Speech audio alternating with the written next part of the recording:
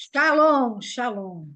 Eu saúdo todos vocês com a shalom do Senhor, que significa plenitude. Acabei de falar isso com as minhas irmãs, amém? E eu gostaria, então, de iniciar essa reunião fazendo algumas perguntas. E gostaria que vocês, meus irmãos, refletissem sobre essas perguntas. Como têm sido os seus dias? Como você tem vivido os seus dias? Você tem fluído os seus dias bem? Ou parece que tem empecilhos na vida de vocês, tem entraves, tem situações conflitantes, ruins? Meus irmãos, vocês têm tido a sensação de que está vivendo ciclos repetitivos? As coisas têm se repetido na sua vida? Você tem a sensação de que você não tem rompido, não tem crescido espiritualmente? Nós sabemos, de verdade, que nós entramos numa batalha quando nós confessamos Jesus como nosso Senhor e Salvador. Ele disse isso. Ele disse assim: no mundo tereis aflições, mas tende bom ânimo. Amém? Só que eu quero dizer uma coisa para vocês: aflições, meus irmãos, não são empecilhos. Aflições não são entraves. Então, como os filhos de Deus, nós temos que analisar a nossa vida e vermos exatamente que ciclos estão fluindo na nossa vida e quais são os ciclos que estão se repetindo. Meu nome é Fabiana Padilha, eu sou casada com Rony Padilha. Nós fazemos parte do Ministério Tropa de Elite de Jesus.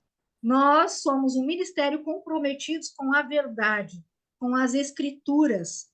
Nós temos certo no nosso coração que o pastor é Jesus Cristo. E nós estamos aqui como instrumentos dele. Ninguém nos pertence. Todos pertencemos a Cristo. Nós temos reuniões online através da plataforma Zoom para homens, mulheres, crianças, jovens, e eu convido você, esteja conosco. Amém? Então, por favor, abram as Escrituras, o livro de Deus, no livro de João. João, convido vocês a fazerem parte do Techuvá, o braço ministerial do Efatá, que tem Techuvá, e brilhantemente está lendo João. E tem feito através de áudios, através de vídeos, através de escritos muito poderosos. São várias impressões que nos ajudam a crescer nas escrituras. Amém? Então, João, capítulo 10, e os versículos 40 a 42. 40 a 42. Eu também convido vocês a lerem o devocional que Techuvá está preparando. Lindo, já saiu o primeiro e agora está para sair o segundo. Totalmente gratuito, meus queridos, totalmente gratuito. Não lê quem não quer, não estuda quem não quer. Amém? Então vamos lá, João, capítulo 10, versículos 40 a 42. Novamente, Jesus se retirou para além do Jordão, para o lugar onde João Batista, no início, batizava. E ali permaneceu. E muitos iam até ele e diziam: João não fez nenhum sinal, mas tudo o que ele disse a respeito deste homem era verdade. E naquele lugar muitos creram nele. Amém? Glória a Deus pela tua palavra que é verdadeira, é fiel e genuína, eterno. Obrigada por tudo e por tanto. Abra o nosso entendimento neste momento. Abra o entendimento dos meus irmãos. Que nós venhamos a ter a verdade através da letra. Que o Espírito atrás da letra se revele a nós. Amém? Então, eu vou pedir para vocês, queridos, guardem isso no coração de vocês. Naquele lugar, olha só a chave. Naquele lugar, muitos creram em Jesus. Qual é o lugar que eu estou falando? Além do Jordão. Amém? Isso é uma chave. Nós vamos aprender isso hoje. Jesus, nosso amado Jesus, ele seguia fazendo sinais por onde passava, amém? Por onde passava, Jesus curava, Jesus libertava e ensinava. Ele, além de curar muitos, muitos, não foram todos, foram muitos, ele libertou. Ele libertou, gente. Ele libertou os jovens, crianças, homens e mulheres. Ele se compadecia de todos aqueles que estavam vivendo em cativeiros. Amém? Isso é compaixão de Jesus. E que essa compaixão, e eu profetizo, se estabeleça nos nossos corações sejam cheios da compaixão de Cristo, porque para onde nós olharmos e vermos as situações terríveis, nós venhamos a sentir compaixão, venhamos a orar e declarar e profetizar, e se for possível, tocar nessas pessoas. Amém? Como vimos, não apenas nesse contexto, meus irmãos, mas em vários textos da Bíblia, nós percebemos que os judeus estavam muito mais preocupados em saber qual era a procedência da autoridade que Jesus realizava os seus sinais. E eles queriam saber se Jesus era o Messias. Eles não estavam preocupados em aprender com Jesus, eles não queriam ser libertos. Era isso. Então, eu digo para vocês, guarde no coração de vocês a parte do texto que diz naquele lugar. Naquele lugar. Que lugar é esse? Além do Jordão. Além do Jordão. Amém? É uma chave. E Jesus, o nosso amado Jesus lindo, ele seguia fazendo sinais por onde passava. Por onde ele passava, minhas irmãs, ele curava. Não apenas curava, mas ele libertava. Ele libertava jovens, ele libertava homens, crianças, mulheres. Ele se compadecia de todos aqueles que estavam vivendo em cativeiros. Ele tinha compaixão. E eu profetizo nesse dia compaixão no nosso coração por todos os lugares que nós viemos a passar. Nós tenhamos compaixão daqueles que estão furtando, daqueles que estão roubando, daqueles que estão mendicando, porque não é o pecado que tem que chamar a atenção da gente, sim o ser humano. O ser humano. Amém? Glória a Deus. E nós vimos neste texto, e não apenas neste texto, que os judeus, eles não estavam preocupados com os ensinos de Jesus. Eles não estavam preocupados com a libertação que Jesus estava oferecendo ou com a cura que Jesus estava oferecendo. Eles queriam saber a procedência da autoridade de Jesus. Como é que você tem feito isso? Eles queriam um meio para prender Jesus. E imagine no coração de vocês, na mente de vocês, Jesus começou a fazer tudo diferente do que eles estavam fazendo. Tudo diferente, gente. Era tudo diferente. Jesus andava de forma simples, ele caminhava, ele se sentava com publicanos, ele se assentava com prostitutas, ele ia e tocava em leprosos. Isso era proibido, proibido naquela época.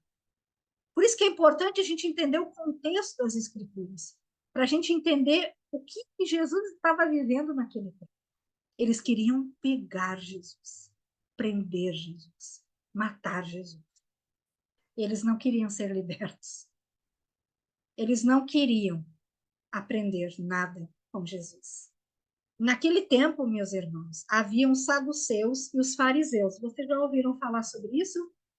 Então, existiam os saduceus e os fariseus. Eles eram os dois principais grupos religiosos daquele tempo. Os fariseus, meus irmãos, tinham uma mentalidade mais religiosa, enquanto os saduceus estavam mais voltados para a política. E estes dois grupos, eles eram rivais. Rivais. Entenderam? Rivais. Vocês conseguem ver uma semelhança agora? A placa tal, a placa X, a placa Y, a religião X. Estamos repetindo os tempos de Jesus. Eles eram rivais, eles não se toleravam. desconfiavam uns dos outros. No entanto, eles se tornaram aliados no seu ódio contra Jesus. Olha que forte isso. E eu quero abrir um parênteses aqui. Toda vez que vivemos algo novo, uma movimentação nova da parte do Senhor, poderá gerar intolerância, julgamento, críticas e até ódio da nossa parte. Nós devemos cuidar para que isso não aconteça. Gente, isso é terrível. Nós somos muito sujeitos a, quando não entendemos algo, nós já julgar. Não, isso não é de Deus. Não, isso aqui está fora dos padrões. Não é assim que nós nos reunimos. Não é assim que a ceia é feita. Ei, cuidado. Vamos ter cuidado. Gamaliel foi muito feliz ao declarar para o povo que estava perseguindo os cristãos, que naquela ocasião eram chamados os do caminho. Lembram disso? Os cristãos naquela época eram chamados os do caminho. Em Atos, anotem e leiam depois. Atos, capítulo 5, versículo 38 e 39. Meditem nisso. Avaliem seu coração. Avaliem. A versão King James, que é a coisa mais linda para este texto, diz o seguinte: contudo, neste caso eu advirto, afastai-vos destes homens, deixe-os seguir em paz, pois se a obra ou o propósito deles for de origem meramente humana, perecerá. Se, todavia, proceder de Deus, não conseguireis jamais impedi-los, pois vos achareis em guerra contra Deus. Eu fecho parênteses aqui. Os fariseus, meus irmãos, eles pregavam obediência aos mandamentos de Deus. Amém? Eles criam na ressurreição e na vida eterna. Eles criam também em anjos e demônios. Eles eram extremamente religiosos, extremamente, cheios de regras, cheios de critérios. Eles criam que a salvação vinha da perfeita obediência da lei, e eles, contudo, ignoravam a misericórdia, eles ignoravam a graça de Deus. Eles se preocupavam com a sua imagem, com a sua reputação aos olhos dos demais. E eles queriam demonstrar que eles eram muito espirituais, que eles eram consagrados, separados, eles sabiam tudo sobre a lei. Eu abro outro parênteses aqui. Em Lucas, capítulo 18, versículo 11 e 12, diz: o fariseu, estando em pé, orava consigo desta maneira: ó Deus, graças te dou, porque não sou como os demais homens, roubadores, injustos e adúlteros, nem ainda como este publicano. Eu jejuo 2 vezes por semana e dou os dízimos de tudo quanto possuo. O publicano, porém, estando em pé, de longe, ele nem queria levantar os seus olhos para o céu. Ele batia no peito, dizendo: ó Deus, tem misericórdia de mim, um pecador. Veja só isso, gente.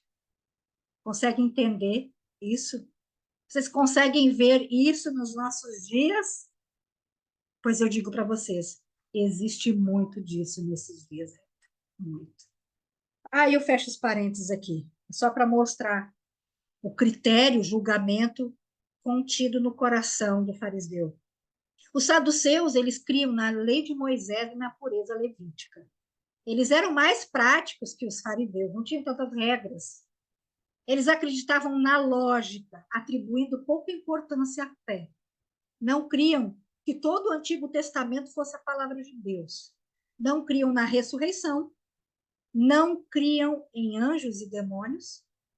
E eles, meus irmãos, estavam dispostos a transigir, a negociar os seus valores com os romanos, para que eles não perdessem a sua posição na sociedade. Amém? E é importante lembrar que os fariseus e os saduceus faziam parte do povo de Deus. Assim como nos nossos dias, Todos aqueles que creem em Cristo são integrantes do povo de Deus. E Cristo virá buscar todos. Entretanto, alguns serão vencedores e outros terão que passar pelo milênio para estarem adequados para passar a eternidade com Deus, porque não se pode entrar na eternidade de qualquer jeito. Amém? Então, queridos, todo aquele que crê em Cristo faz parte do povo de Deus, independentemente da placa ou religião. Amém? Nós andamos em revelações diferentes, em momentos diferentes durante a caminhada com Cristo. Mas isso não significa que aquele ou aquele outro não é parte integrante da família de Deus. Amém? Então, queridos, os fariseus surgiram por volta do ano 170 a.C., por conta, sabe do quê? Da invasão do helenismo. O que o helenismo implicava? Ele implicava na destruição da religião que cultuava Deus, com a intenção de destruir e colocar o paganismo. Helenismo provém da Grécia, o culto a si mesmo. É o seu prazer em primeiro lugar. Bem? Então surgiu duas tendências opostas, uma que rejeitava totalmente o helenismo e outra que aceitava com moderação as ideias e influências do paganismo. Ou seja, foi entrando pouquinhas coisas do paganismo para o culto ao Deus verdadeiro. Amém? Por isso que nós temos que rechaçar o helenismo, o humanismo e demais coisas advindas da parte de doutrinas humanas. O grande erro deste grupo foi o desvio do propósito inicial, que era impedir que o povo de Deus vivesse essa cultura pagã. Esse foi o erro deles. Em Marcos, capítulo 7, versículos 1 a 4, diz: E ajuntaram-se a eles os fariseus e alguns escribas que tinham vindo de Jerusalém, vendo que alguns dos seus discípulos comiam pão com as mãos impuras. Isto quer dizer o quê? Eles não tinham lavado as suas mãos. Eles repreenderam os discípulos de Jesus, porque os fariseus e todos os judeus, conservando a tradição, veja só, a tradição dos antigos, não comem sem antes lavar as mãos muitas vezes. E quando voltavam do mercado, eles também lavavam as mãos. Se não lavassem, eles não comiam. E também tinha muitas regras sobre como lavar os copos, lavar os garfos, lavar vasos de metal e como cuidar das camas. Os escribas, minhas queridas, são aqueles que faziam a lei oral, o Talmud. Ou seja, o que isso significa de uma forma prática? Está estabelecido que no sábado tem que descansar nas escrituras, amém? E o Talmud diz como deve ser feito esse descanso. Tem que ser da hora tal até a hora tal, não pode fazer isso, pode fazer aquilo, ou seja, colocando regras para o cumprimento de uma determinação divina. E o que eles fizeram? Deram muito mais valor para essas regras do que propriamente a palavra de Deus. Então, as práticas exageradas dos fariseus colocaram cada um deles como muito zelosos com os critérios, com as regras. E isso, sabe o que trouxe para cada um deles? Uma falta de misericórdia, uma falta de compaixão. Eles não estavam preocupados com a necessidade humana, mas sim com o cumprimento das regras e dos critérios. Eles perderam esse filho de misericórdia, eles não estavam mais entendendo a graça de Deus. E eu quero abrir um parênteses novamente. Queridos, nem tudo é religiosidade. Nem tudo. Hoje, alguns irmãos exageram na inobservância de questões muito elementares do cuidado com a santidade, o que também é muito perigoso. Com esse medo de não viver a religiosidade, eles se tornam muito permissivos. Não é isso. Nós temos que olhar as Escrituras. Amém? E eu fecho parênteses. Naquele tempo, estavam sendo oprimidos pelos romanos. E eles queriam o quê? A libertação desta opressão. Não apenas os fariseus, mas também os saduceus. Eles queriam a libertação do povo de Deus das garras romanas. Mas a libertação que eles queriam era política e não espiritual.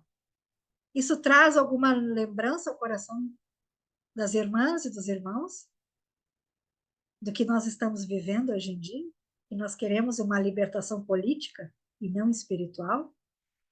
Eles queriam um rei político, não um rei espiritual. Eles queriam um Messias político que os libertaria da opressão romana, assim como tinha acontecido com os babilônicos, com os assírios, enfim. Jesus veio para termos vida e vida abundante. Ele veio para pregar as boas novas aos mansos, para restaurar os contritos de coração, para proclamar liberdade aos cativos e a abertura de prisão aos presos. Ele veio para mostrar o caminho, sendo ele mesmo o caminho da redenção. O zelo, meus queridos, pelos critérios, acabou fazendo com que os fariseus questionassem Jesus acerca das regras, ao invés de receber libertação do farisaísmo. Olha que forte isso. A ideia dos fariseus era que eles eram perfeitos, seguiam todas as regras, eles eram dizimistas e ofertantes fiéis, cumpriam com tudo o que era preciso no quesito espiritual, aos seus critérios espirituais. Eles não precisavam de absolutamente nada. Grande erro. Pior de todos os erros. Isso é orgulho. Em Mateus capítulo 23, versículo 23, diz: Ai de vocês, mestres da lei e fariseus, hipócritas, vocês dão o dízimo da hortelã, do endro e do cominho, mas têm negligenciado os preceitos mais importantes da lei: a justiça, a misericórdia, a fidelidade. Vocês devem praticar estas coisas sem omitir aquelas. Olha a grande chamada de atenção de Jesus. Vocês conseguem ver isso? O que Jesus estava fazendo, libertando desse cativeiro de orgulho. Orgulho. O Senhor não gosta de orgulho. Ele não gosta, gente. Jesus confirmou que eles estavam corretos em serem fiéis nas suas finanças. Contudo, não é apenas nisso que deveriam ter sido fiéis. E eu digo isso para nós hoje nessa sala. Nós precisamos, sim, ser fiéis, mas não só nas finanças. Nós precisamos ser fiéis na justiça de Deus. Nós precisamos ser fiéis na misericórdia. Nós precisamos ser fiéis na fidelidade. E justiça não é sentença. Justiça é bom senso, equidade, equilíbrio. Todo mundo estar bem. Amém? Então, nós conseguimos. Eu acho que sim, né? Pelo menos alguma parte. Verificar os padrões farisaicos nos nossos dias. Amém? Não conseguimos? Onde os filhos pensam que estão sendo perfeitos, tendo um trilho perfeito espiritual. Eles não precisam de libertação. E eles estão tudo certo, eles são maravilhosos, eles oram, eles leem a Bíblia, jejuam. Ah, eu estou perfeito. Contudo, são as circunstâncias ao redor deles que são carecedoras da intervenção de Deus. Não são eles. Ou seja, não sou eu que preciso da intervenção de Deus. Eu estou bem, estou ótimo, estou liberta. Eu estou fazendo tudo. Eu devolvo meu dízimo, eu oferto, eu faço meu jejum. Então, não sou eu que preciso da intervenção de Deus. É meu marido que precisa ser transformado. São os meus filhos que precisam dos toques de Deus. São os meus colegas que precisam ser transformados. São meus chefes que precisam de Jesus. Eu estou bem, eu estou ótima. Salve, salve. Quem precisa de toque é o outro. Adão, Adão, sai de nós, fariseu Adão. Vamos refletir. Nós cremos que temos que obedecer ao Senhor, amém? Amém. Temos sim que obedecer às Escrituras. Nós cremos na ressurreição? Sim, cremos. Nós cremos em anjos e demônios? Também cremos. Então, sabemos que nós temos uma origem farisaica. Lembrando também que o apóstolo Paulo era fariseu. Assim como os fariseus, nós nos opomos ao paganismo, amém? Eu me oponho, amém? Mas tem alguns que aceitam com moderação também. Mas até que ponto nós vivemos sobre essa coroa farisaica? Até que ponto? Os pontos positivos do farisaísmo são considerados doutores da lei. Significa que conheciam as escrituras. Isso é um ponto positivo. Eles criam na ressurreição, criam em espíritos, são pontos positivos. Mas vamos tentar ver que nível de farisaísmo nós estamos. Vamos lá. Nós servimos os nossos irmãos o quê? Contrariados, amargurados, oprimidos? Ou servimos com esmero, com alegria? Como? Vamos recapitular, vamos nos avaliar. Murmuramos ao servir? Ah, vou ter que fazer isso? Droga, tem tanta coisa para fazer. Quando contrariados, achando ruim, nós não entendemos a profundidade da salvação. E isso, sabe o que acontece? Nos torna ingratos. É isso mesmo, ingratos. Ou quem sabe nós seguimos a Cristo porque nós queremos usufruir do Evangelho. Usufruir de uma forma familiar, emocional, social, financeira, no casamento. E eu quero compartilhar com vocês a minha experiência primeira com o Evangelho. Quando meu marido ele decidiu que nós iríamos numa reunião de domingo, eu pensei cá com os meus botões. Que delícia que ele quer ser crente, porque crente não pode se separar. Então, eu procurei ser crente por causa de algo que ele poderia me trazer naquele momento, de uma vantagem que o evangelho poderia me trazer. Isso foi minha sarça ardente. Contudo, a sarça ardente é só para a gente entrar, ela não pode permanecer. Amém? Porque o que nos move no evangelho é o nosso amor a Jesus Cristo. E por ele nós fazemos as coisas. Por gratidão, por entendimento.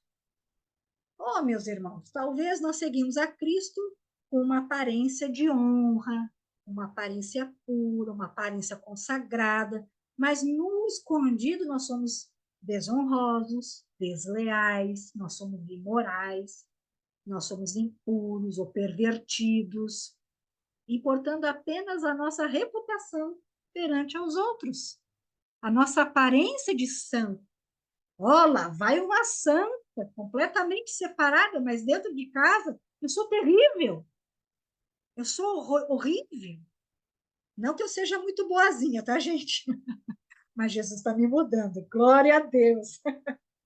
Ou ainda, meus irmãos, os cristãos ostentação, que expoliam os fragilizados cristãos, fazendo distorções bíblicas para serem saciados financeiramente. Tem disso também. Ou também aqueles crentes que não têm compromisso com a palavra, não têm compromisso com Deus, eles nem querem saber do corpo. Eles vão lá numa reunião, assistem a reunião e já cumpriram com o dever deles. Tem desse também, gente. E também tem aqueles que seguem Jesus por medo. Medo, eu tenho medo, porque não entendeu o que aconteceu lá.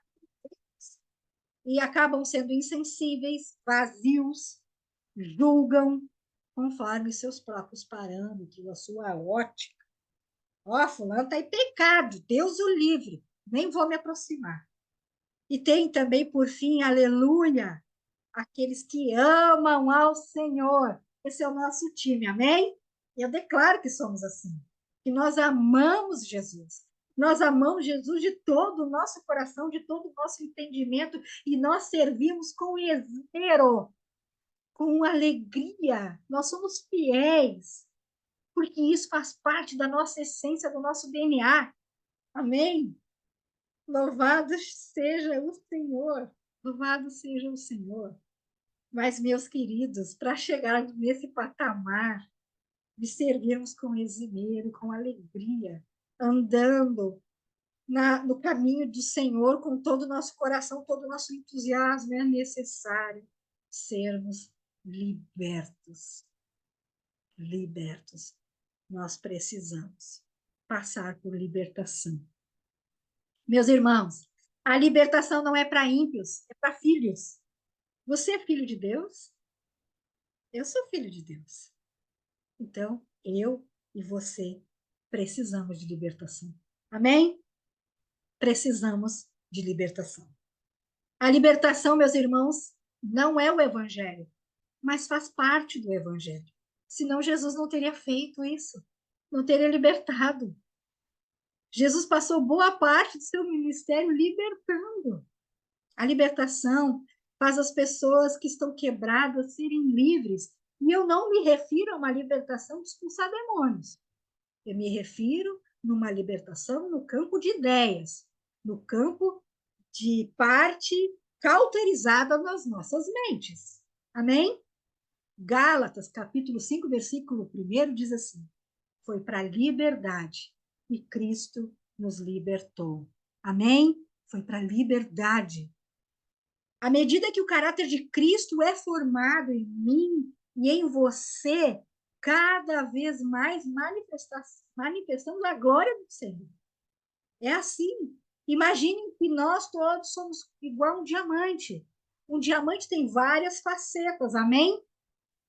Existe a faceta Fabiana, que é mãe, que é filha, que é amiga, que é esposa, que é prima, que é tia, que é cunhada, que é nora, que é sogra. Cada faceta da Fabiana precisa de libertação, precisa ter um encontro com Jesus. É como se tivessem várias portas e cada vez abrisse uma porta por vez e entrasse Jesus naquela porta. É isso. Libertação trata-se disso. Amém? Nos libertar do farisaísmo, nos libertar de uma condição criteriosa de fazer as coisas por fazer, de não entender a profundidade das coisas. Meus queridos, o inimigo sempre resistirá, sempre. O que ele tenta? Ele tenta impedir a nossa total libertação. Por quê? Para que a gente não tenha uma vida plena em Cristo. Eu não falei sobre Shalom? Não expliquei sobre o que significa Shalom? Significa plenitude? É isso. É isso que ele quer impedir. E eu vou dizer para vocês uma coisa. Guardem isso no coração de vocês. Existem três maneiras de vivermos. Três. Ou nós vivemos como escravos, ou nós vivemos como sobreviventes, ou nós vivemos como soldados. Escravos, sobrevivente ou soldado.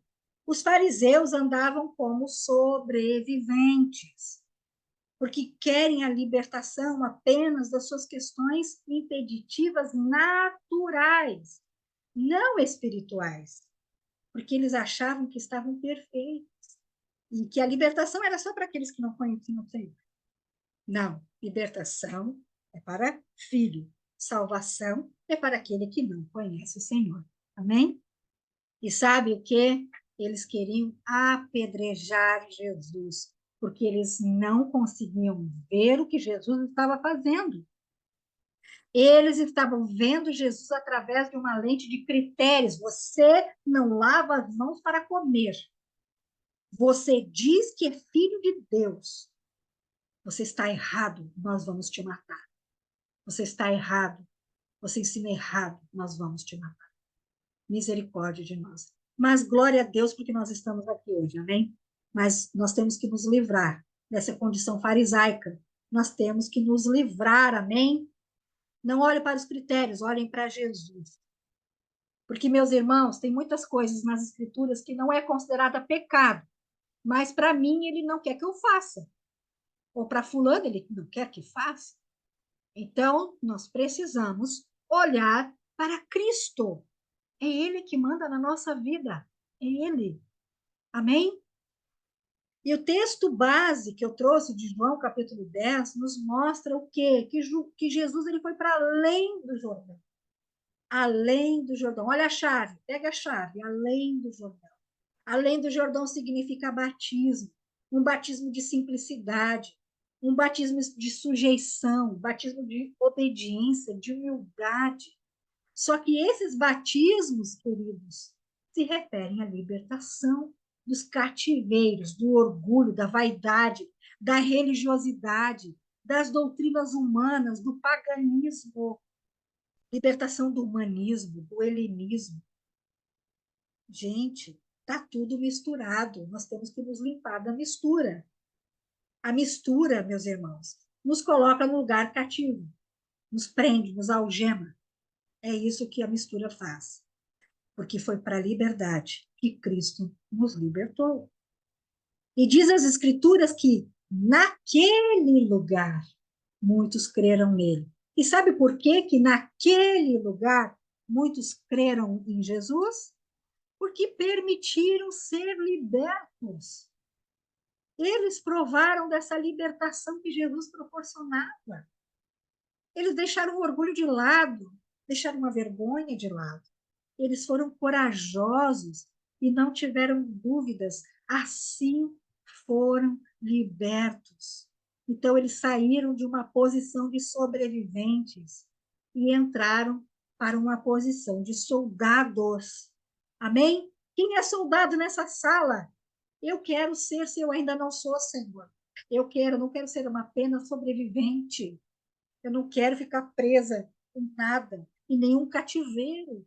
E eu profetizo em nome de Jesus que todos os meus irmãos dessa sala, todos os meus irmãos que estão vendo no YouTube, são soldados porque se submetem à libertação vinda de Jesus.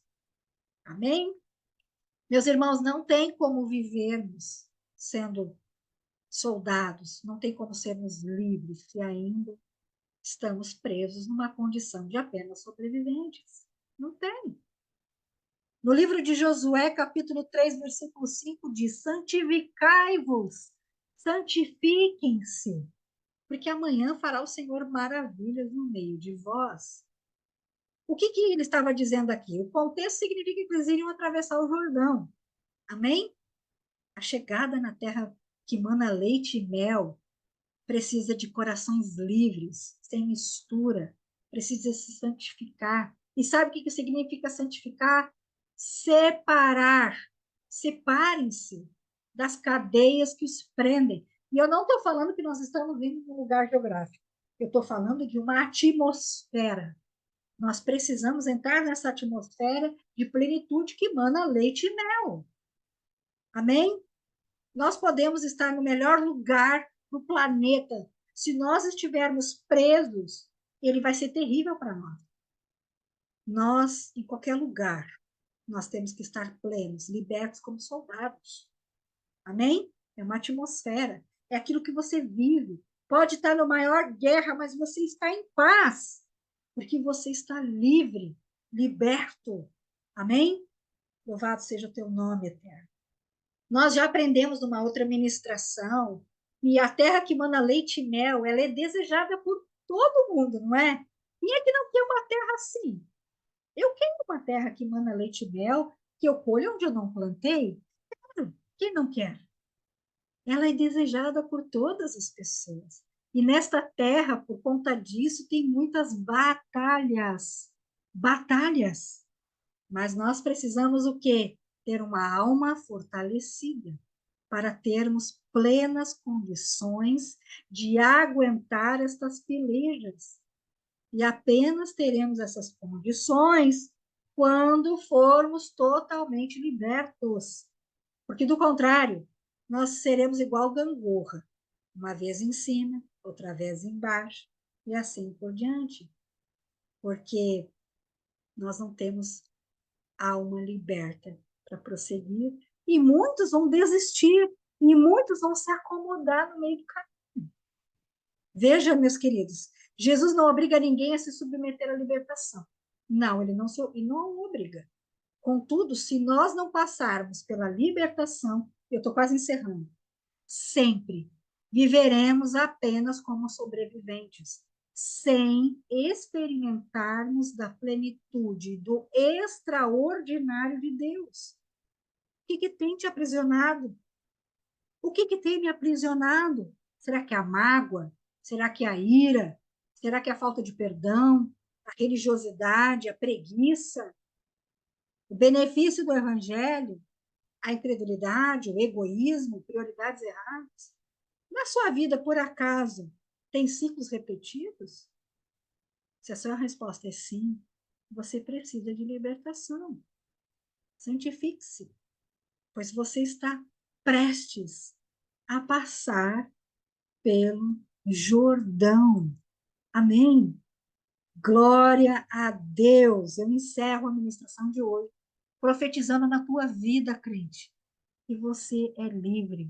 Você não está mais em cadeias. Você não está mais preso por grilhões e por algemas. Você é livre. Você é liberto. Você entende a compreensão exata do que aconteceu na sua vida. Você não está mais separado de Deus. Você não vai mais para o inferno. Você está com Cristo nas regiões celestiais. Amém? Louvado seja o nome do Senhor. Louvado, engrandecido, eterno, maravilhoso, que derramou todo o seu sangue por mim, por cada um de vocês, e nos espera constantemente, com um olhar cheio de amor, para sermos libertos daquilo que ainda nos aprisiona. Amém? Louvado seja teu nome. Aleluia.